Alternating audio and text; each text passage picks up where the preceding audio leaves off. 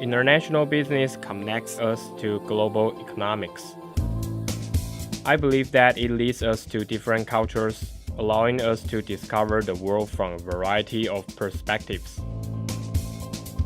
When I was a child, I loved the idea of taking a flight to new and exciting places. I wanted to come to the United States to gain management experience and to work within a team. Here in St. Louis, you are surrounded by over 500 companies in the great city. After graduating, I want to become a manager in the manufacturing industry. Through the MBA program, you are able to develop your management and financial skills by working in groups. At St. Louis University, the professors teach you statistics, accounting, and economics. They train you to think independently, to search and to find answers.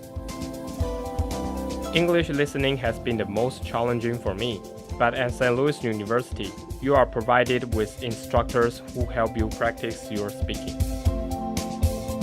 The ranking of the university inspired me to study here because I'm interested in international business and supply chain management. The business school resources give you a lot of opportunities, the knowledge, and the confidence.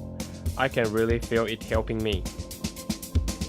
My transition here was smooth and guided during my time at Intu. You can solve problems, organize data, and collect information within a dynamic environment.